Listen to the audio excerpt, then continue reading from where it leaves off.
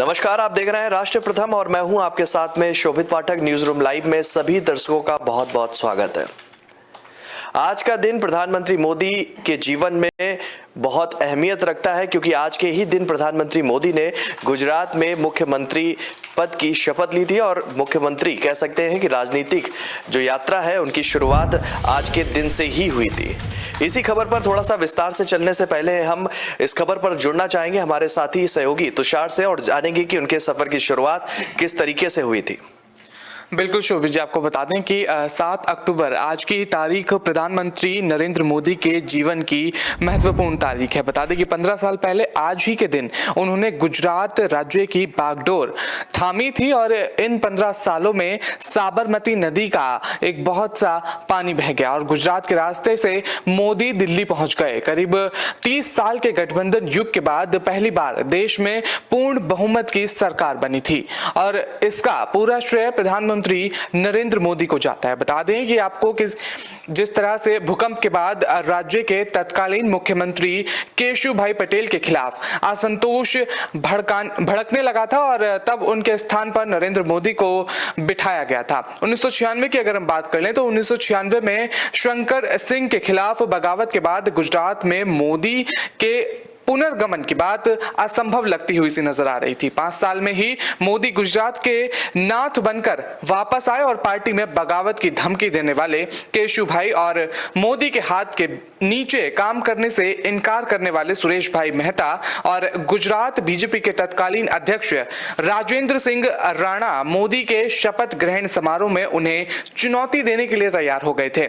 इस दौरान अपने भाषण में मोदी ने कहा था कि मैं खुशनसीब हूं कि अर्जुन हूं और मुझे 2 से 2 कृष्ण मिले हैं। और बता दें उन्होंने ये भी कहा था कि उन्होंने दोनों के बीच संतुलन स्थापित करने की एक छोटी सी कोशिश भी की है। जी चलिए, बहुत बहुत धन्यवाद अपडेट देने के लिए, विस्तार से बताने के लिए खबर पर। तो निश्चित ही तौर पर कह सकते हैं कि प्रधानमंत्री मोदी के लिए आज का दिन काफी महत्वपूर्ण है और क्योंकि इस दिन कि अगर हम 15 साल पीछे जाते हैं, इस दिन की तारीख को याद करते हैं तो काफी एक लंबा समय है जिसमें प्रधानमंत्री मोदी ने उस यात्रा को शुरू किया था और लगातार नए कीर्तिमान को स्थापित करते हुए आज वो देश के प्रधानमंत्री पद पर आसीन है। इसी खबर पर सीधे जुड़ेंगे अपने वरिष्ठ सहयोगी जिगर पांड्या जी से और उनसे जानेंगे कि किस तरीके से प्रधानमंत्री मोदी ने एक एक चुनौतियों को पार किया, किस तरीके से वो मजबूती के साथ में लड़ते हुए, डटते हुए और दिल्ली तक पहुंचे। क्या कुछ सफर की शुरुआत करेंगे और 2001 का भी जिक्र करना चाहेंगे आपके माध्यम से।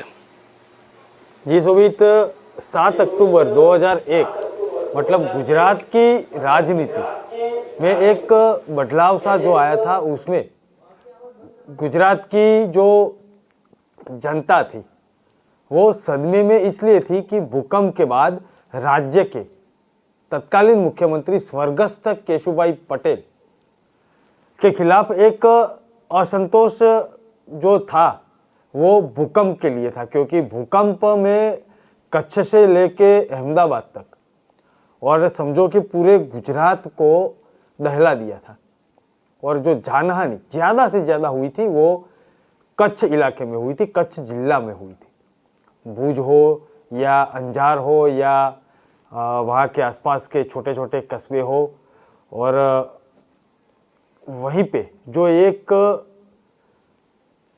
जिंदगी है वो थम सी चुकी थी, क्योंकि भूकंप का झटका जो था वो 7 के आसपास के था।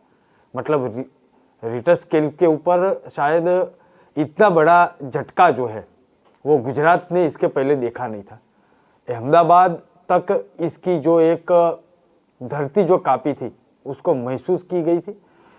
इसी समय जो राहत बचाव कार्य जो थे वो भी शुरू तो हो चुके थे, लेकिन कहीं ना कहीं उस टाइम पे एक असंतोष जो है राहत बचाव कार्य और भूकंप के बाद से जो नीति स्पष्ट करनी थी उसमें भी बहुत सारी उंगली जो है वो विपक्ष ने भी स्वर्गस्थ केशुभाई पटेल और भारतीय जनता पार्टी की सरकार थी उनके ऊपर उठाई थी, और भारतीय जनता पार्टी के जो वरिष्ठ नेतागण है उनकी तरफ भी एक निर्देश यहाँ के लोगों ने दिया था कि कुछ तो बदलाव करना पड़ेगा, नहीं तो गुजरात की गद्दी शायद जा सकती है आने वाले चुनावों में।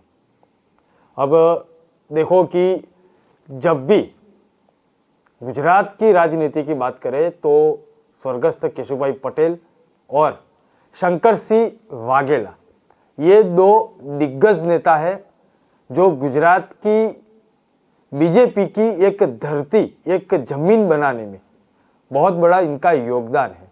आज केशुभाई पटेल तो है नहीं हमारे बीच, लेकिन शंकर सिंह वाघेला आज भी गुजरात की राजनीति में एक बहुत बड़ा चेहरा है। हालांकि शंकर सिंह वाघेला के खिलाफ बगावत जो हुई थी और केशुभाई के खिलाफ उन्होंने जो बगावत की थी उसकी भी एक अलग कहानी है, उसको खजुराहो कांड बोलते हैं। और केशुभाई के सामने जो एक बगावत हुई थी और बहुत सारे जो यहाँ के जो सदस्य थे धारा सभा के वो खजुराहो ले गए थे और पूरी सरकार और तख्ता पलट हो चुका था। ये भी पूरी एक घटना है, वो गुजरात के राजनीतिक इतिहास में एक बहुत मतलब सब लोग आज भी याद करते हैं। जो राजनीतिक मुद्दों से रुचि रखते हैं वो तो खासकर इस घटना को याद रखते ही है। आजकल हम जो बोलते हैं कि महाराष्ट्र में ये हुआ, शिंदे गुट सूरत आया, सूरत से आसाम गया, आसाम से वापस ऐसे गोवा गया और गोवा से वापस मुंबई आके सरकार बनाई, ये तो आज की बात है, 2022 की बात है। लेकिन 20 साल पहले मतलब समझो कि 12-15 साल पहले करीब गुजरात में ये घटना भारतीय जनता पार्टी ने के ही दिग्गज नेता ने की थी। तो ये भी एक हमको समझना पड़ेगा कि ये बगावत का सूर और एक गुट बनाने के बाद उसको यहाँ से वहाँ तब्लीग करना, वो तो भारतीय जनता पार्टी के खेमे में बहुत बार बन चुका है। भारतीय जनता पार्टी ने भी इसका भुगतान किया है और दूसरी जो पार्टी है उसने भी किया हुआ है। हम बात कर रहे हैं मोदी के शासन की, और गुजरात में जब नरेंद्र मोदी मुख्यमंत्री के तौर पर जब आए थे तब पार्टी में धमकी देने वाले और केशुभाई और मोदी के हाथ नीचे काम करने से इनकार करने वाले सुरेश भाई मेहता और गुजरात भाजपा के तत्कालीन अध्यक्ष राजेंद्र सिंह राणा मोदी के शपथ ग्रहणों में चुनौती देने के लिए तैयार हो गए थे। इस दौरान अपने भाषण में नरेंद्र मोदी ने कहा था कि मैं खुशनसीब हूं कि मैं अर्जुन हूं, क्योंकि मुझे दो कृष्ण, वो दो कृष्ण का मतलब है केशुभाई पटेल और सुरेश भाई मेहता मिले हुए हैं, और इससे दोनों के बीच संतुलन स्थापित करने की एक छोटी सी कोशिश की गई थी। सभी को ऊपर के आदेश था, मतलब कि दिल्ली से जो आदेश आया था, वाजपेयी जी, अडवाणी जी, मुरली मनोहर जोशी, उस तरफ समय के जो बहुत बड़े दिग्गज नेता, उसके साथ साथ जो मतलब मार्गदर्शन मंडल जो था भारतीय जनता पार्टी का, सब वरिष्ठ नेताओं ने नरेंद्र मोदी का सहयोग किया था और एक ही लाइन में आदेश किया था कि नरेंद्र मोदी का सहयोग करना पड़ेगा। वल्लभ भाई कथेरिया और सूरत के दिग्गज नेता स्वर्गस्थ काशीराम राणा भी मुख्यमंत्री के दावेदार थे। फिर भी वडाप्रधान नरेंद्र मोदी उस समय सीएम की कुर्सी के बैठने के लिए चुने गए थे। और दूसरी बात मैं बताऊं कि वजुभाई वाड़ा, उन्होंने नरेंद्र मोदी के लिए राजकोट 2 की सीट खाली कर दी थी और नरेंद्र मोदी ने ये जो सेफ सीट थी वहां से चुनाव भी लड़ा था। उसके पहले एक भी चुनाव नरेंद्र मोदी के कैरियर में नहीं था। वडाप्रधान आज देश और दुनिया में एक अपनी छाप अलग से बनाए हुए हैं, लेकिन जब यहाँ पे सीएम बने उसके पहले कभी भी कोई चुनाव उन्होंने लड़ा नहीं था और अपेक्षा से ज्यादा वोट भी उनको मिले थे राजकोट से, और राजकोट की जनता ने उनको जिताया था। शपथ ग्रहण समारोह जब था तब तत्कालीन रक्षा मंत्री उस समय के स्वर्गस्थ जॉर्ज फर्नांडिस और उस समय के गृह मंत्री थे लाल कृष्ण आडवाणी और वड़ा प्रधान थे वाजपेयी जी। ये सभी मंच में शामिल हुए थे। और उत्तर प्रदेश के मुख्यमंत्री थे उस समय के राजनाथ सिंह, जो फिलहाल रक्षा मंत्री है भारत सरकार के। उसके साथ कई नेता उस समय यहाँ पे उपस्थित थे और पहली शपथ ग्रहण समारोह जो था वो मतलब 50,000 से ज्यादा कार्यकर्ता भाजपा के थे और राज्यपाल थे सुंदर सिंह भंडारी और उन्हीं ने नरेंद्र मोदी को शपथ दिलाई थी और 2002 के विधानसभा चुनाव में भी विजयी हुए थे। 2002 की हम बात करें, दिसंबर में गुजरात विधानसभा चुनाव हुआ था। 40 महीने से करीब उन्होंने कार्यभार संभाला था। उसके बाद केशुभाई ने केवल 18 महीने के लिए नरेंद्र मोदी को पदभार सौंपा था और 18 महीने के बाद फिर से चुनाव की तैयारी में भारतीय जनता पार्टी भी जुट चुकी थी और नरेंद्र मोदी ये 18 महीने के लिए भले ही सीएम बने, लेकिन एक आशंका उस समय थी कि सौराष्ट्र में केशुभाई पटेल और वल्लभ कथीरिया और दक्षिण गुजरात में काशीराम राणा उनके लिए बहुत बड़ी परेशानी कर सकता है, क्योंकि 2002 की जो चुनाव है उसमें शायद वो मुख्यमंत्री वापस नहीं बन पाएंगे, क्योंकि केशुभाई पटेल हो या वल्लभ कथीरिया हो या दक्षिण गुजरात में जिनका दबदबा था वो काशीराम राणा हो, ये भी एक बहुत बड़े नाम थे गुजरात की राजनीति में भारतीय जनता पार्टी के दिग्गज नेताओं में से। और एक नाम था जिन्होंने बगावत इसके पहले कर चुके थे और वो नाम था शंकर सिंह वाघेला। हालांकि वो उस टाइम पे जब नरेंद्र मोदी सीएम बने तब वो भारतीय जनता पार्टी में नहीं थे। जब ये 18 महीने की सरकार चल रही थी तब एक घटना घटी और पूरे देश में, और मैं तो कहूंगा कि विदेश में, दुनिया में भी इस घटना की चर्चा हुई थी और ये चर्चा थी गोधरा कांड की।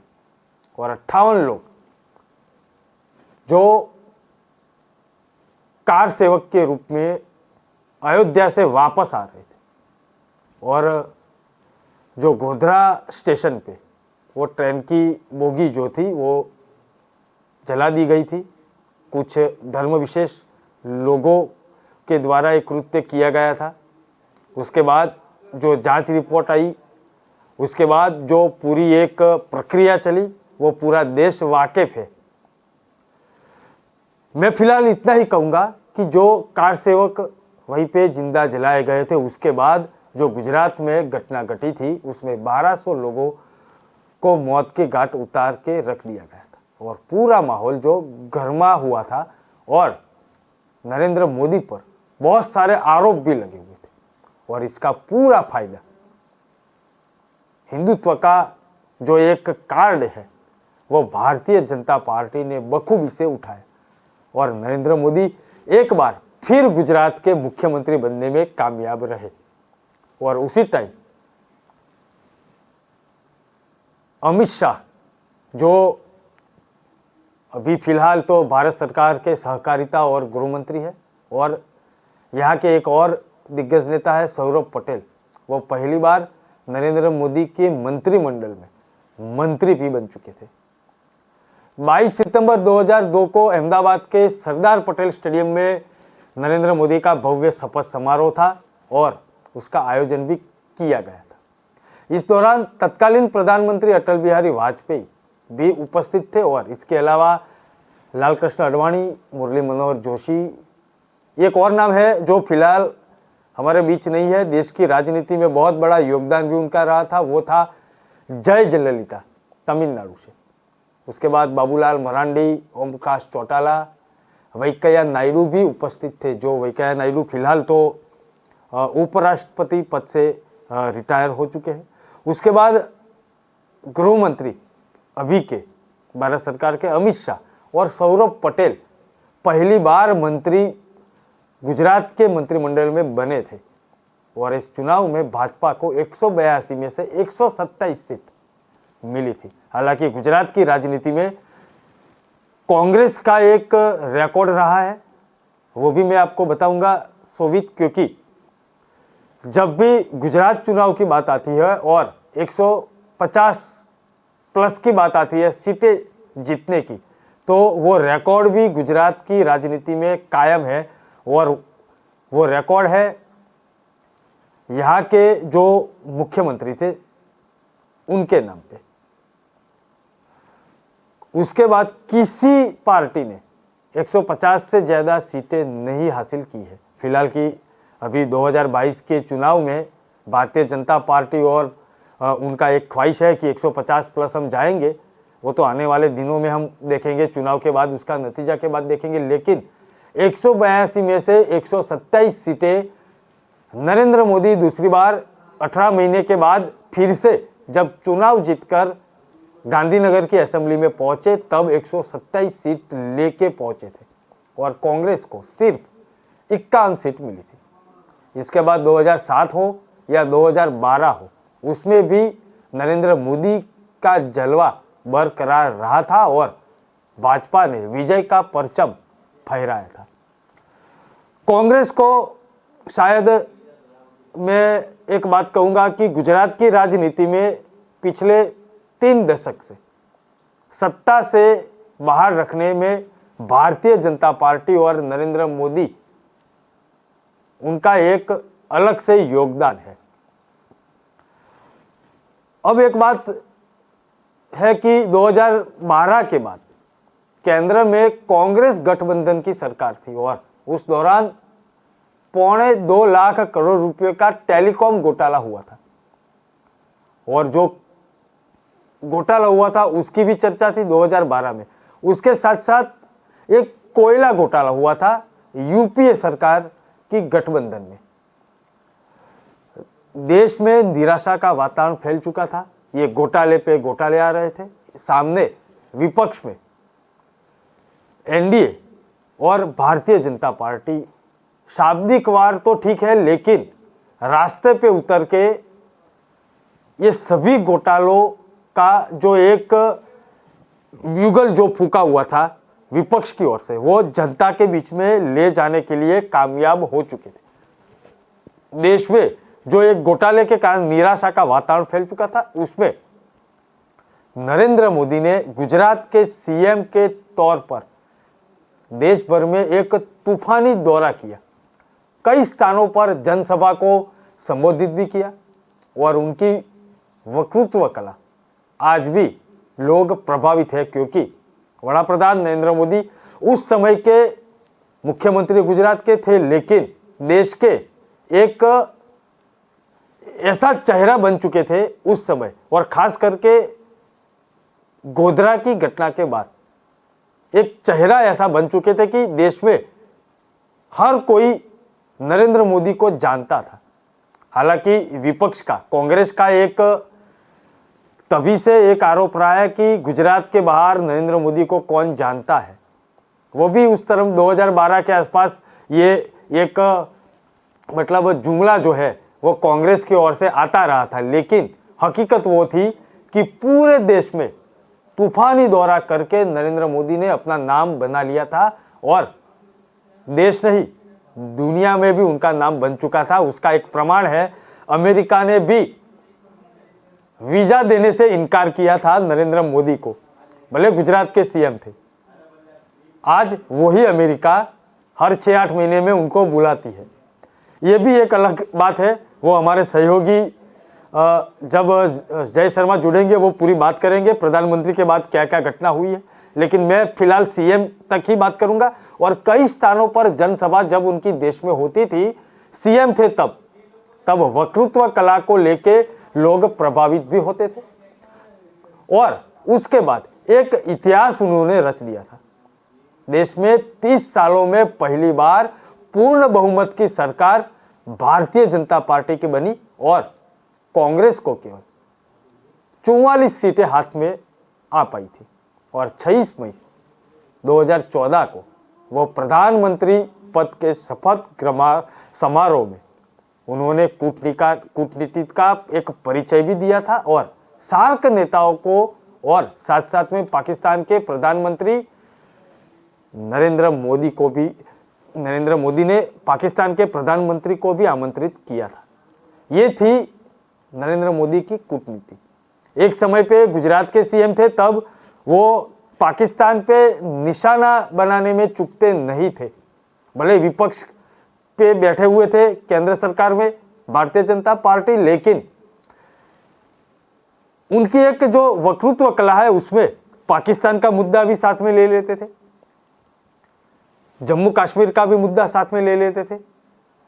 साथ साथ में एक नरेंद्र मोदी की एक कला वो भी थी कि वो पूरे उनके जनसभा में जो एरिया में पहुंचे, जिस जगह पे हो जाए, क्योंकि वो आरएसएस के कार्यकर्ता और प्रचारक भी उनके समय में रहे थे। जब मुख्यमंत्री नहीं थे, उसके पहले भारतीय जनता पार्टी में नहीं थे, उसके पहले उन्होंने संघ के तौर पर काम किया था, कार्यकर्ता के तौर पे काम किया। उसके बाद गुजरात सहित उत्तराखंड हो, उत्तर प्रदेश हो, जम्मू कश्मीर हो, पंजाब हो, मध्य प्रदेश हो, आसाम नॉर्थ ईस्ट में भी कुछ समय उन्होंने बिताया था, कर्नाटक हो, और इस तरफ राजस्थान हो और मध्य प्रदेश हो।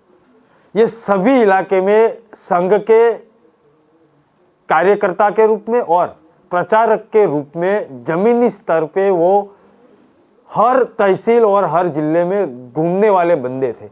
इसीलिए उनके साथ जुड़ा हुआ हर कोई व्यक्ति और हर कोई व्यक्ति का नाम उनको याद आज भी है। आज वो उत्तराखंड की सभा हो या हिमाचल प्रदेश की सभा हो, वो अपने आप उनके कार्यकर्ताओं के नाम मंच से बोलते हैं और उनको प्रणाम भी करने में चूकते नहीं है। तो ये एक उनकी खूबी है, उससे लोग जुड़े रहते हैं। और ये खूबी शायद मैं किसी राजनेता के रूप में भारत में फिलहाल अभी जो राजनीति चल रही है उसमें दिख नहीं रहा है कि किसी भी जगह पे वो जाए, अपनी यादें वहां से वो साझा करते हैं अपने मन से। भले वो बड़ा प्रधान हो, उनके मन की बात चल रही हो, सभी में वो जमीनी स्तर पे काम किया हुआ है। संघ के जब काम करते थे तब भी, और भारतीय जनता पार्टी ने जब मुख्यमंत्री बनाया गुजरात का तब भी, और फिलहाल अब भी बड़ा प्रधान है 8 साल से, तब भी जमीनी स्तर पे वो मतलब हर जिला में, पूरे देश में उनकी निगरानी एक रहती है। उनकी सांस्कृतिक भावनाएं क्या है वो उनको पता है। उनका जो वांचन जो है, मतलब रीडिंग, वो भी उतना सटीक है। उनका लिखने का शौक है और वो कविता भी बखूबी से अच्छी तरीके से लिखते हैं। उनका एक ग्रंथ भी प्रकाशित हुआ है, पहले गुजराती में हुआ था, फिलहाल तो अभी बड़ा प्रधान वो है तो अलग अलग भाषाओं में भी उसकी प्रकाशित की गई है। उनकी जीवनी पे नरेंद्र मोदी 20 ईयर्स ऐसा करके भी पुस्तक फिलहाल तो लॉन्च हुआ है, जो थोड़े दिन पहले रक्षा मंत्री ने भी लॉन्च किया था। उसके पहले अमित शाह गृह मंत्री से, उन्होंने भी अलग जगह पे अलग भाषा में लॉन्च किया था। तो बात उतनी है कि नरेंद्र मोदी केवल राजनीति का एक राजनेता नहीं है। गुजरात मॉडल की अगर चर्चा की जाए, फिर भी नरेंद्र मोदी का पर्चा जो है वो मतलब एक उनका जो परचम है वो लहरा रहा है। साथ में उनकी हर कूटनीति में विपक्ष को फंसाने की जो एक उनकी अपने आप की एक काबिलियत है, वो कभी विपक्ष समझ नहीं पाता है। ये भी अपने आप में एक बहुत बड़ी खूबी है। वडनगर से लेके दिल्ली तक का उनका सफर जो है वो आज भी एक बरकरार दबदबा है देश और दुनिया में। आज भारतीय जनता पार्टी तो उनका एक चेहरा है ही है, लेकिन यही एक सिर्फ चेहरे पे शोभित, मैं इतना जरूर कहूँगा कि देश में और दुनिया में चर्चा तो हो रही है। अब मैं थोड़ी और बात बताऊंगा कि उस समय जब बड़ा प्रधान नरेंद्र मोदी सीएम बने थे, उस समय वो मतलब दाढ़ी आज रखते तब भी रखते थे, लेकिन आज 72 साल हो चुके हैं उम्र में। उस समय की काली दाढ़ी आज सफ़ेद बाल में बदलाव हो चुका है। उनकी उम्र का असर भले दिखाई देने लगा, लेकिन वो फिलहाल जब प्रवास करते हैं तब एक नौजवान की तरह करते हैं। साथ में सीढ़ियाँ चढ़ते हैं तो कोई भी सपोर्ट स्टेप के लिए होता नहीं है। तो ये उनका एक अपने आप में उनकी फिटनेस का एक प्रमाण भी है। 90 के दशक में भाजपा के महासचिव थे वो, और उनकी इमेज मीडिया फ्रेंडली रही थी 90 के साल के आसपास। और जब दिल्ली में वो रहते थे और एक शॉर्ट नोटिस में ही टीवी स्टूडियो पे पहुंच जाते थे और डिबेट में भाग भी लेते थे। 90 की बात कर रहा हूं मैं, जब वो दिल्ली में मतलब भाजपा के महासचिव थे, और सभी विषयों पर उनकी बाइट्स देने में वो मतलब इतने होशियार थे कि कोई भी विषय ले लो, पत्रकार कोई भी बात उनसे पूछ ले, तुरंत उनका जवाब मिल जाता था। पत्रकारों के साथ चाय पानी करना ये उनकी आदत थी, उनका नियमित क्रम भी था। और प्रधानमंत्री जब बन चुके हैं तब भी मीडिया के साथ वो फ्रेंडली नेता बने हुए हैं। और ये बात मीडिया भी आज जिन जिन लोगों ने उनके साथ उनके कार्यकाल में गुजरात में हो या दिल्ली में हो या अलग अलग जगह पे काम किया है, वो सब पत्रकार आज भी ये बात याद करते हैं। जी शोभित। बहुत बहुत धन्यवाद जिगर पांड्या जी आपका, क्योंकि आपने काफी विस्तार से हर पहलुओं पर प्रकाश डाला है। और जिस तरीके से आपने बताया कि 2001 का कार्यकाल के दौरान और 2014 तक के कार्यकाल का उनका जिक्र किया है, तो निश्चित ही तौर पर ये अपने आप में एक अलग दौर था। तो हम कह सकते हैं कि प्रधानमंत्री मोदी की एक अपनी खूबी है, और उस खूबी की वजह से ही आज जो है वो सबसे लोकप्रिय नेताओं में उनकी देश में ही नहीं बल्कि विदेश में उनकी गिनती है। लगातार जिस तरीके से उन्होंने संघर्ष किया, उनके संघर्ष के दिनों को जिस तरह से बता रहे थे जिगर पांड्या जी, और उन्होंने हर एक चीज को बताया। उन्होंने बताया कि जिस तरीके से 2001 में वो जब उन्होंने मुख्यमंत्री कुर्सी को संभाला, तब उनके सामने बहुत चैलेंज थे। कह सकते हैं कि गुजरात में अपने आप को एक अच्छे नेता के तौर पर एक छवि भी बनानी, और जो बड़े अधिकारी थे उस टाइम पे, जो दिल्ली में बैठे हुए भाजपा नेता के शीर्ष नेता हुआ करते थे, जिसमें अटल बिहारी वाजपेयी जी थे, लाल कृष्ण आडवाणी जी थे, मुरली मनोहर जोशी जी थे, तो उन्होंने काफी विश्वास जताया उनके ऊपर, और उस विश्वास पर वो पूरे 100 नहीं 101% खरे उतरे।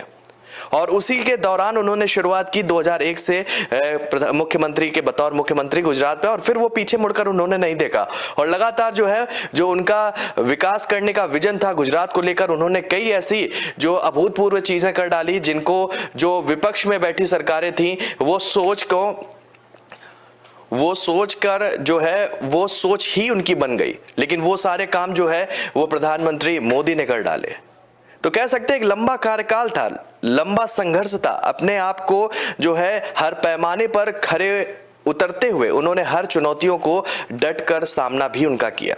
लगातार निश्चित ही तौर पर एक बहुत बड़ा चैलेंज हो जाता है जब आपके हाथ पर और आपके विश्वास के भरोसे पर जिस तरीके से आला अधिकारी आप पर विश्वास जताते हैं, और उस हर एक विश्वास के पहलुओं पर खरे उतर कर चलना और आपको जीत का जो है रिजल्ट देना, ये अपने आप में एक चुनौती भी बनती है, जिसे बखूबी प्रधानमंत्री मोदी ने किया हुआ है। इसी खबर पर जुड़ेंगे हमारे वरिष्ठ सहयोगी हैं जय शर्मा जी, उनसे ही जानेंगे कि 2014 के बाद के कार्यकाल का अगर हम जिक्र कर रहे हैं तो किस तरीके से परिवर्तन दिखा, और किस तरीके से उनकी जो छवि है प्रधानमंत्री नरेंद्र मोदी की वो लगातार मजबूत होती चली गई, और आज वो छवि इस तरीके से देश के अंदर मजबूती के साथ खड़ी हुई है कि आज वो किसी भी राज्य में जाते हैं तो उनको अपार जन समर्थन मिलता है, अपार लोगों का प्यार मिलता है, और इस प्यार के साथ में वो अपनी पार्टी को भी मजबूती प्रदान करते हुए दिख रहे हैं। आपसे ही जानना चाहेंगे।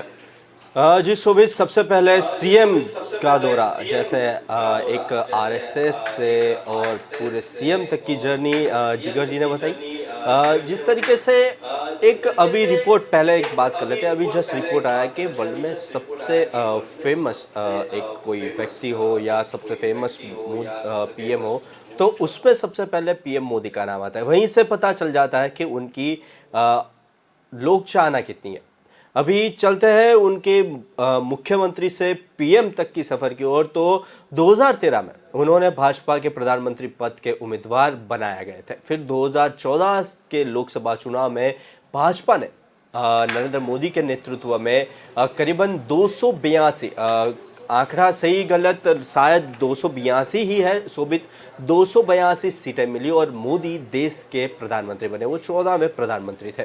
उन्होंने 1989 में पहली बार किसी पार्टी को पूर्ण बहुमत मिला था और वो पहले ऐसे गैर कांग्रेसी प्रधानमंत्री बने। इसके अलावा 2019 में भी उन्होंने लोकसभा चुनाव में मोदी जी के नेतृत्व में भाजपा ने ज्यादातर सीटें मिले और 330 सीटें जीतकर देश के दूसरे बार प्रधानमंत्री बने।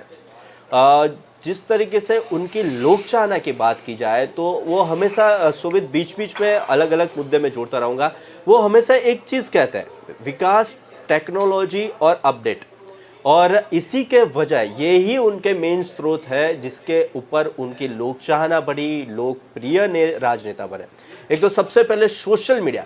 सुबीत, कोई भी आज का यूथ कोई भी फोन यूज कर रहा होगा, कोई भी सोशल मीडिया यूज कर रहा होगा, अगर वो 2 या 3 बार स्क्रॉल करता है तो बीजेपी की पोस्ट और उसमें भी पीएम मोदी की पोस्ट हमेशा आती ही रहेगी। वो उनका एक सबसे बड़ा बेस है। सोशल मीडिया पर विश्व में सबसे लोकप्रिय बने और सबसे ज़्यादा फेसबुक और इंस्टाग्राम पर सबसे ज़्यादा फॉलो किए जाने वाले नेता है। इंस्टाग्राम पर भी उनके करीबन 60 मिलियन तथा फेसबुक पर भी करीबन 46 मिलियन फॉलोअर्स है और ट्विटर पे भी 71.6 मिलियन फॉलोअर्स है। और यानी ट्विटर पर अमेरिका के पूर्व राष्ट्रपति बराक ओबामा के बाद दूसरे सबसे ज़्यादा फॉलो किए जाने वाले राजनेता भी है। सोशल मीडिया, टेक्नोलॉजी, और हमेशा वो कहते रहते हैं कि जिस तरीके से आपका व्यक्तित्व बढ़ता जाएगा उस तरीके से आपकी फॉलोअरशिप भी ज़्यादा बढ़ती जाएगी। और उन्होंने एक लीडरशिप के तरह से देखने जाए तो उन्होंने एक देखे जाए तो एक कार्यकर्ता से पीएम तक की जर्नी, उसमें सबसे ज़्यादा जर्नी उनकी हार्ड रही। जिस तरीके से पंड्या जी ने बताया कि गोधरा कांड के बाद जो घटनाएं घटी और उसके ऊपर उनकी जो प्रतिक्रिया आती रही, उससे धीरे धीरे उनको स्टैंड अप मिला और स्टैंड अप यानी वो एक कह सकते हैं कि एक पॉइंट वहां से मिला। और वो 14वें प्रधानमंत्री है और जिन्होंने 2014 फिर 2019 और फिर एक दिलचस्प बात ये भी है कि ये भी कहा जाता है कि पहली बार जब मुख्यमंत्री बने, इसी तरह उन्होंने भी वह पहली बार सांसद के रूप में भी सीधे भारत में प्रधानमंत्री बने हैं। 2014 में भी बीजेपी बहुमत मिली और 2014 के बाद 1984 के बाद भी पहली बार हुआ था और मोदी का जन्म वडनगर में एक गुजराती परिवार में हुआ है। यानी गुजराती और बिजनेस और माइंड, इसका एक पूरा पुख्ता स्वरूप दे सकते हैं। और 8 साल की उम्र में ही उन्होंने आरएसएस के संपर्क में आ गए थे। यानी आप देखिए कि 8 साल से ही उन्होंने देशभक्ति के जो एक कहा जाता है आरएसएस राष्ट्रीय सेवक संघ, उनमें 8 साल की उम्र से ही उन्होंने एकजुटता पाई थी। यानी समझो कि 8 साल की उम्र से ही उनके अंदर देशभक्ति का बीज रोपा गया, ऐसा कह सकते हैं। क्योंकि आरएसएस वो देश की सबसे बड़ी, यानी आपको भी पता है, मुझे भी पता है, सबको पता है, तो उन्होंने 8 साल की उम्र में ही आरएसएस ज्वाइन किया था। और शोभित वो भी कहना चाहूँगा, बहुत सारे मंत्री से लेके एमएलए से लेके जितने भी हैं, ज़्यादातर वो आरएसएस के भी है, वो भी हमें नोट डाउन करना चाहिए। और जिस तरीके से नरेंद्र मोदी ने सीएम की सफ़र और सीएम से पीएम की सफ़र, और उसमें सबसे ज़्यादा बैकग्राउंड में रहे आरएसएस। कई बार ऐसे भी अटकलें बीच में आती रहती है कि भाजपा ही आरएसएस है और आरएसएस ही भाजपा है, ऐसी अटकलें भी बीच में आती रहती है। पर उसको वो बात छोड़ते हैं, अभी आगे की बात करते हैं। तो बहुत सारी जगह पे उन्होंने अपनी एक छवि बना के रखी है, बहुत सारी जगह पे उन्होंने अपना एक बना के रखा है, प्रोटोकॉल से लेके सब। क्योंकि वर्ल्ड वाइड अभी हम देखने जाते हैं, बहुत सारी रील्स भी वायरल हो रही है इंस्टाग्राम पे और वो सब पे, कि जहां इंडिया को सब एक नज़र अलग नज़र से देखे थे कि एक गरीब देश है, वहाँ पे ऐसा होता है, वहाँ पे। तो उन्होंने ये पूरा चित्र पलट कर दिया है। आप देखिए कि जितना डेवलपमेंट पे उन्होंने, इंफ्रास्ट्रक्चर पे उन्होंने ध्यान दिया है, उसके ज़रिए अभी हम वर्ल्ड लेवल पे यानी इंडिया को रिप्रेजेंट कर रहे हैं, क्योंकि वर्ल्ड लेवल पे जब भी कोई बात आती है तब इंडिया का नाम उसके लिस्ट में होता ही है। वो फिर कोई भी समिट हो जहां पे इंडिया को इंक्लूड किया ही जाना पड़ता है। ये एक उनकी सबसे बड़ी अचीवमेंट कह सकता हूं। उन्होंने जितने भी काम किए हैं और उनमें सबसे बड़ी अचीवमेंट क्या है कि कहीं पे भी कुछ हो रहा है तो इंडिया को लेके जब इंडिया का नाम आता है तो सबसे पहले छवि क्या आती है? नरेंद्र मोदी। ये उनका एक पावर कह सकता हूं। और जिस तरीके से उन्होंने बहुत सारी योजनाएं के ऊपर काम किया है, बहुत सारी योजना लाए, लोगों को सहायता की, बहुत सारे सेगमेंट्स, बहुत सारे जितने भी थे पॉइंट्स, उनके ऊपर उन्हें बहुत ही छानबीन की और उसके ऊपर वर्कआउट किया और उसको भी निखार के लाया। जिस तरीके से ये विस्ता प्रोजेक्ट है, बहुत सारी जगह पे वो जहाँ जो लोकल चीज़ है वहाँ की पहचान उन्होंने बना के रखी है।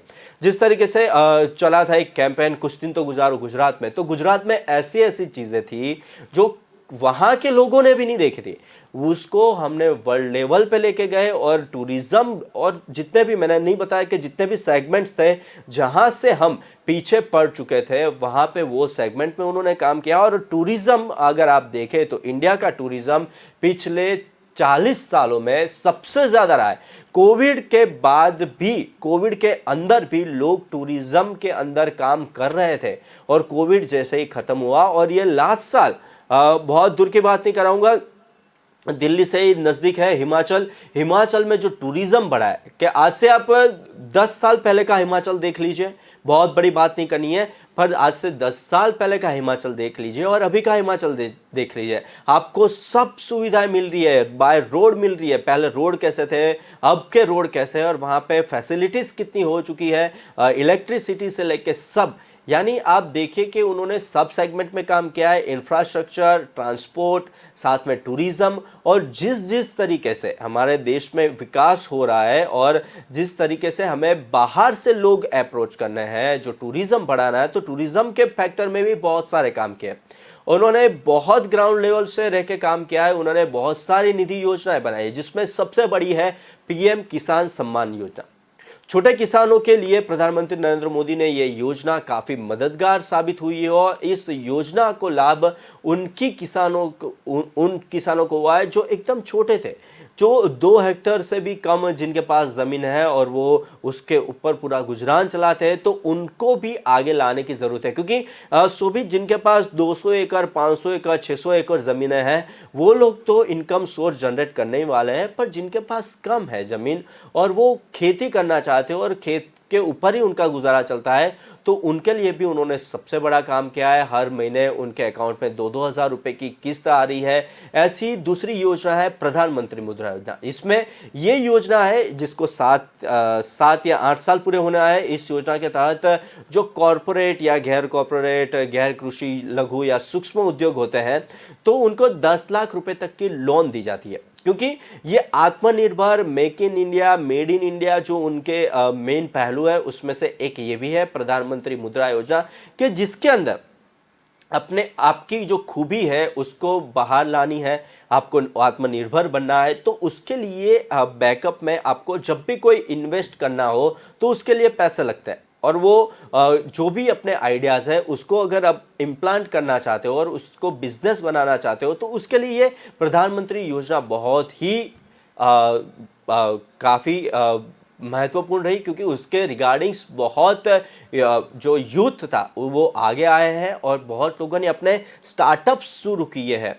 और जितने भी लोग थे उन्होंने सबसे ज़्यादा स्टार्टअप शुरू किए और उसके वजह से एक इकोनॉमिक ग्रोथ भी हुआ है, वो हम कह सकते हैं। क्योंकि जिस तरीके से जो यूथ था, जो आफ्टर कोविड सबसे ज़्यादा इसकी भरपाई हुई है, क्योंकि सबको इन्वेस्ट करना था, इन्वेस्ट के पास पैसा नहीं थे, यूथ कहीं ना कहीं कच्चा पड़ रहा था, पर उसको ये प्रधानमंत्री मुद्रा योजना ने अप लाने की बहुत बड़ा हाथ है। और फिर आयुष्मान भारत योजना भी उन्होंने लाई, वो 2018 में शुरू हुई। और ये हेल्थ इंश्योरेंस की योजना थी जिसमें सीधे तौर पर मध्यम या गरीब परिवार को मदद मिली। इस योजना के तहत लोगों को भी गंभीर बीमारी 50 करोड़ भारतीयों ने सालाना 5 लाख रुपए का स्वास्थ्य बीमा मिल रहा है। आयुष्मान योजना के तहत कई लोगों ने अपनी मेडिकल जांच करवाई है, मेडिकल जो वो खर्च नहीं कर पाते थे उनको भी, और कई बड़ी बीमारियां होती है क्योंकि शोभित आप देखने जाओ तो नॉर्मली आपको नॉर्मल वायरल इन्फेक्शन भी होता है तो 1000, 2000, 5000 तो कहीं पे भी चला जाता है। और कोविड के अंदर आपने देखा है कि नॉर्मली आपका 20 से 15,000 का खर्चा हो रहा था। तो ये सब जो खर्चे थे वो आयुष्मान भारत के दौरान बहुत कम हुए, और उसमें जो एकदम निम्न गरीब लोग हैं जिनको कोई बड़ा अच्छा, हम तो चाहेंगे ऐसा कुछ ना हो, पर कोई बड़ी बीमारी आती है तो उनको जब पैसे की ज़रूरत होती थी तब आयुष्मान भारत उनके लिए एक भगवान स्वरूप भी साबित हुआ है। क्योंकि लास्ट में तो जब भी आप जाते हो हॉस्पिटल में तो वहीं पे शुरुआत होती है बिल से, तो उसमें आयुष्मान भारत ने बहुत बड़ा काम किया। फिर आवास योजना, क्योंकि नरेंद्र मोदी का एक सपना था, जितने भी लोग हैं वो जो एक छवि थी, ये सबसे पहले मैंने बोला था, एक छवि लोगों के अंदर थी कि वहाँ पे गरीबी है, लोग झोपड़ी में रहते हैं, ये हुआ है। तो उन्होंने एक निश्चय लिया था कि हर लोग के पास अपनी खुद की छत हो। तो उसके रिगार्डिंग्स प्रधानमंत्री आवास योजना बनी, बिजनेस बढ़ाने के लिए पैसे देने के साथ ही सरकार की ओर से घर बनाने में भी आर्थिक मदद की है। इस योजना के तहत सभी को घर उपलब्ध करवाने का उद्देश्य होम लोन के ब्याज में सब्सिडी दी जा रही है। साथ में बहुत तरह के परिवार को 2,60,000 रुपये का फ़ायदा भी मिलता है, और सरकार कई सालों से इस स्कीम के ज़रिए लोगों को फ़ायदा पहुंचा रही है। क्योंकि शोभित, ये प्रधानमंत्री आवास योजना उसके लाभ कैसे हैं कि जिस तरीके से EWS आवास योजना है वही तरह जो भी अगर कोई घर लेना चाहता है और उसको 2,60,000 तक का पेमेंट गवर्नमेंट की ओर से सब्सिडी के तौर पे मिल रहा है। यानी समझो कि जिसको घर लेना है और उसके अंदर बजट कम पड़ रहा है और उसमें 2.5 लाख रुपए की मदद, ये बहुत बड़ी अमाउंट है जो हर एक व्यक्ति को अभी मिल रही। जो नए घर भी ले रहे हैं, जो फ्लैट में नए घर ले रहे हैं, जो 30 या 35 लाख के घर भी सोच रहे हैं कि लेना है, उसमें 2.5 लाख की रकम बहुत बड़ी है, और वो भी उनको माइनस मिल रही है, 15 लाख के फ्लैट में भी मिल रही है। उसके बाद उन्होंने ये योजना लाई, उज्ज्वला योजना। ये योजना इसके लिए बात कर रहे हैं क्योंकि प्रधानमंत्री का रुख जिस तरीके से इतना बड़ा हुआ है, उतना कद इतना बड़ा है, उनकी लोकप्रियता इतना बड़ी है, तो उसके बेस में है ये सब योजनाएं। क्योंकि ये योजनाओं थकी उन्होंने बहुत सारे लोगों को डायरेक्ट कनेक्ट हुए, और वो डायरेक्ट कनेक्ट होने के बाद वो अभी तक PM बने और लोकप्रियता उन्होंने हासिल की है क्योंकि वो ग्राउंड लेवल पे काम कर रहे थे। जिस तरीके से उज्ज्वला योजना है, ये सबसे बड़ी योजना महिलाओं के लिए है। ये महिलाओं के लिए शुरू गई सबसे पहली योजना है, और इसके अंदर ये योजना के तहत गरीब परिवारों में फ्री गैस कनेक्शन बांटे गए। क्योंकि ग्रामीण इलाकों में शोभित लकड़े लेने जाना है, चूल्हे पे खाना पकाना है, उसके धुएं से कितनी हानिकारकता होती है, ये बहुत सारी तकलीफें जो महिलाएं भुगत रही थी, उन्होंने उससे सबसे पहले उज्ज्वला योजना लाई। उज्ज्वला योजना के तहत उन्होंने फ्री गैस कनेक्शन दिया, सबसे पहले एक सिलेंडर भी उन्होंने दिया, और जिसके रिगार्डिंग्स ये योजना के जरिए सिलेंडर घर घर तक पहुंचा। और साल 2016 में ये चल रहा था योजना के, काफ़ी लोगों को फ़ायदा भी हुआ है और ग्रामीण वर्ग की महिलाओं को धुएं से आज़ादी मिली है। ये सबसे बड़ा, यानी नरेंद्र मोदी CM से PM तक गए तो उसके बीच में ये जो योजनाएं थे वो उनको सपोर्टिव रहे हैं। उसके बाद उन्होंने बीमा योजना का भी प्रारंभ किया, साथ साथ में प्रधानमंत्री जनधन योजना, और ये जनधन योजना के तहत परिवार को बैंकिंग सुविधा देने का काम किया गया। और इसके रिगार्डिंग्स थोड़ा सा दूसरा मुद्दा भी इसके अंदर जोड़ूंगा, और साथ में बैंकिंग सेक्टर में सबसे ज़्यादा नरेंद्र मोदी ने काम किया है। क्योंकि जो बिचौतिया बोलते हैं कि जिसके अंदर कमीशन बेस और वो सब चल रहा था, तो गवर्नमेंट ने देखा कि गवर्नमेंट जितना देना चाहती है वहाँ तक नहीं पहुँचता है, बीच में कहीं ना काटकूट होती है, कमीशन होता है, करप्शन हो रहा है, तो सीधा उन्होंने बैंकिंग सेक्टर पे सबसे ज़्यादा ध्यान दिया है और डीबीटी के थ्रू किसानों से लेके जितने भी लाभार्थी व्यक्ति हो, वो कोई भी योजना के लाभार्थी हो, उनके अकाउंट में सीधे सरकार के अकाउंट से पैसे जाएंगे। यानी बीच वाली जो सीन था वो उन्होंने सबसे पहले कम किया, यानी करप्शन लेवल उन्होंने सबसे पहले डाउन किया। जनधन योजना की बात करें तो कोई भी चार्ज नहीं लग रहा था, जनधन खाते में पैसे जमा कराने या निकालने पर कोई चार्ज नहीं लग रहा था, क्योंकि हम भी कभी भी एटीएम या कोई भी बैंकिंग सुविधा यूज़ करते हैं तो उसमें 2 या 3 बार हमें बैंक से चार्ज नहीं होना है, फिर चौथी या 5वीं बार जैसे ही हम कैश विड्रॉल करते हैं या कुछ भी करते हैं तो उसमें पैसा लगता है। पर जनधन योजना के अंदर कहीं पे भी पैसे का कोई चार्ज नहीं होता है, खाते में बिना किसी चार्ज के फंड ट्रांसफ़र भी किया जा सकता है और बिना किसी शुल्क के मोबाइल बैंकिंग की सुविधा भी मिलती है। ऐसी बहुत सारी योजनाएं शोभित, प्रधानमंत्री गरीब कल्याण अन्न योजना, ये योजना सबसे ज़्यादा कारगर साबित हुई। यानी ये योजना के तहत बहुत सारे लोगों का यानी कैसा है कि चूल्हा कभी बंद नहीं हुआ है, पर ये योजना इन कोविड के टाइमिंग के अनुसार बहुत ही कारगर साबित हुई, क्योंकि ये योजना के तहत 5 किलो तक की राशन व्यक्ति को प्रति माह मिल रही थी और इस योजना से देश के 80 करोड़ से अधिक लोगों को लाभ मिल रहा है। और 2020 में भारत सरकार ने प्रधानमंत्री गरीब कल्याण अन्न योजना, जिसे PMJKY कहते हैं, और ये घोषणा की थी कि इस योजना को खाद्य सुरक्षा कानून के तहत शुरू किया गया था। देश में चारों ओर भ्रष्टाचार की भी मैंने बात की, इससे बाद एक के बाद एक स्कैम भी आने लगे। तब भारतीय जनता पार्टी ने नरेंद्र मोदी को अपना प्रधानमंत्री का चेहरा घोषित किया और गुजरात के मुख्यमंत्री नरेंद्र दामोदर मोदी ने कांग्रेस की अगुवाई वाली यूपीए सरकार के खिलाफ चुनावी अभियान लड़े और कमान संभाली और आधिकारिक वर्ष 2014 में लोकसभा चुनाव में भारतीय जनता पार्टी ने बहुमत हासिल की और वो पीएम बने।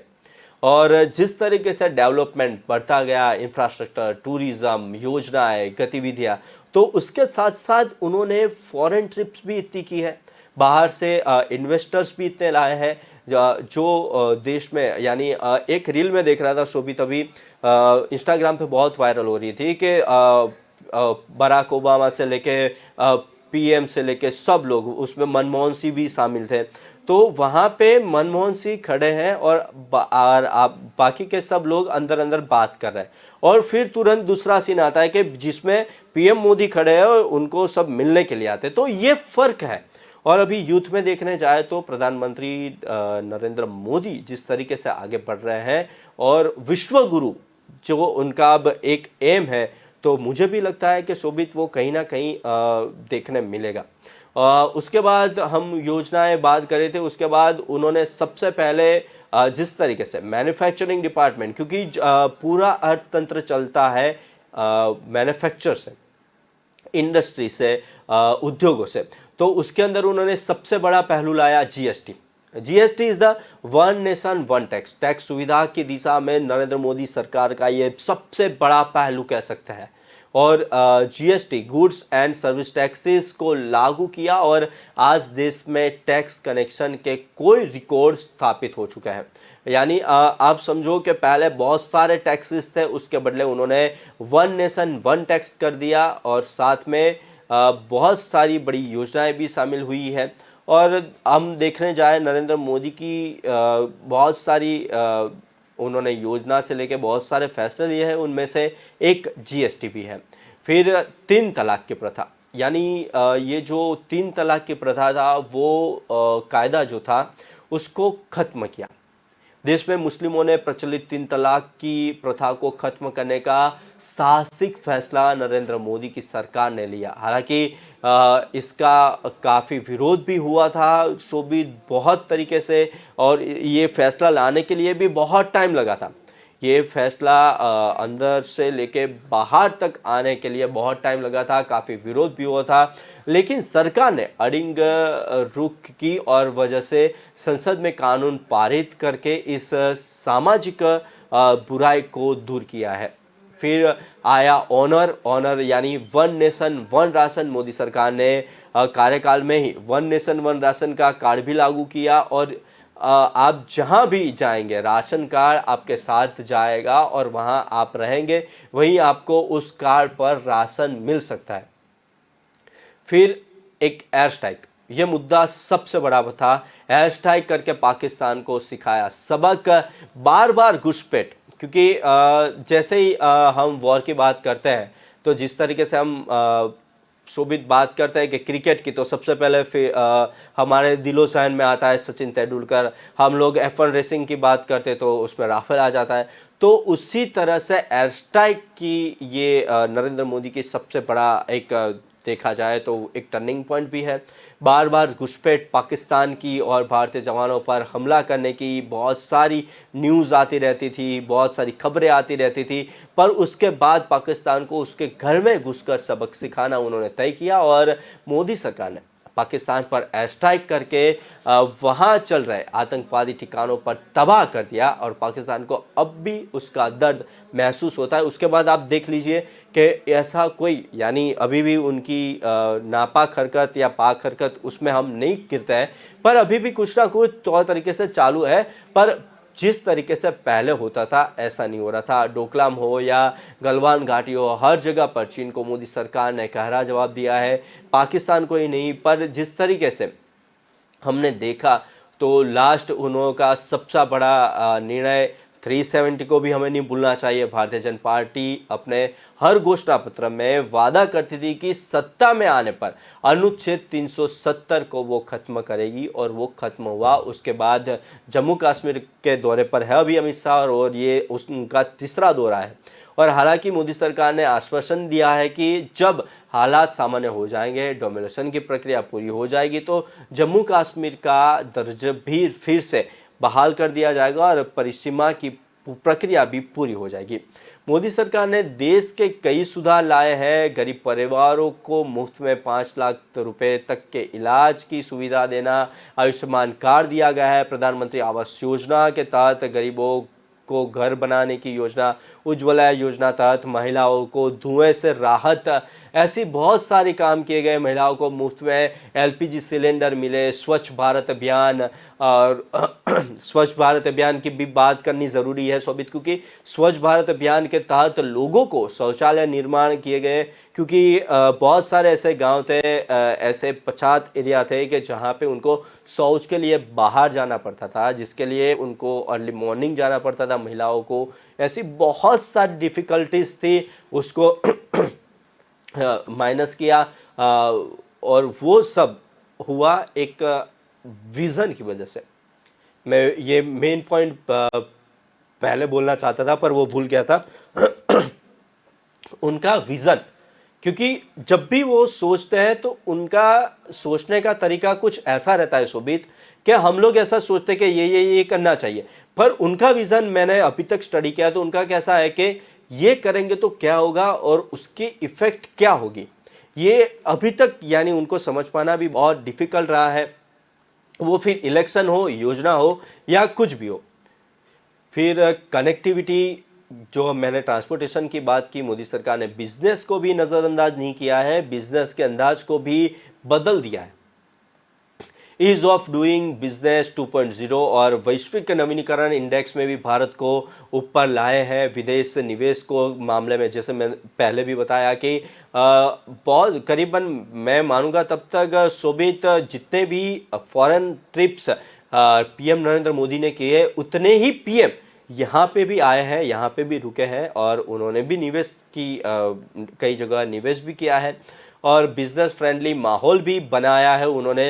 नरेंद्र मोदी के नेतृत्व में भारत में पूरी तरह सोशलिस्ट दौर के पंचवर्षीय योजना में मॉडल के इतर की भी मार्केट ग्लोबल मैट्रिक में बदल गया है और 2 साल नहीं बल्कि 25 साल से बाद भी योजना लेकर चल रहा है। यानी नरेंद्र मोदी ने हर एक सेक्टर में काम किया है, फिर वो कोई भी सेक्टर हो, ट्रांसपोर्टेशन हो, इंफ्रास्ट्रक्चर हो, टूरिज्म हो, डेवलपमेंट हो, बिजनेस डेवलपमेंट हो, सब जगह पे उन्होंने काम किया है। जी, बहुत बहुत धन्यवाद जय शर्मा जी। आपने काफी विस्तार से 2014 के बाद जितना घटनाक्रम प्रधानमंत्री मोदी के माध्यम से और उनकी पार्टी के द्वारा या कह सकते हैं केंद्र सरकार के द्वारा जिस घटनाक्रम को बदलते हुए हमने देखा, उसका बखूबी आपने जिक्र किया। इस कार्यक्रम का मुख्य उद्देश्य आज न्यूज रूम लाइव में शामिल करने का यह था क्योंकि प्रधानमंत्री मोदी जो है लगातार जनप्रिय नेता है और अपनी नीतियों की वजह से देश ही नहीं बल्कि विदेश में अपनी अलग पहचान रखते हैं। संघ के कार्यकर्ता से प्रगति कर वे गुजरात के मुख्यमंत्री पद पर पहुंचे थे। आज मोदी भाजपा का सबसे खिले हुए कमल के तौर पर पहचान रखते हैं और उनकी सफलता का रेशियो अटल बिहारी वाजपेयी, लाल कृष्ण आडवाणी, स्वर्गीय भैरव सिंह शेखावत आदि भाजपा नेताओं से भी ऊंचा उठ गया है। अभी भी उनका कद लगातार बढ़ ही रहा है। तो फिलहाल आज हमने बात की प्रधानमंत्री मोदी के ऐतिहासिक यात्रा के बारे पर और जिसके बारे में हमारे दो वरिष्ठ सहयोगी जुड़े और उन्होंने लगातार इस पर प्रमुखता से प्रकाश डाला और उन्होंने हर एक पहलुओं को बताया जो बहुत जरूरी थे। तो फिलहाल न्यूज रूम लाइव में आज के लिए इतना ही। हम दर्शकों को बताना चाहते हैं कि वो देश और दुनिया से जुड़ी हुई तमाम खबरों को जानने के लिए हमारी वेबसाइट www.kalamkartavya.com पर जाकर जो है उन खबरों को देख सकते हैं। तो फिलहाल मुझे दीजिए इजाजत, तब तक के लिए नमस्कार।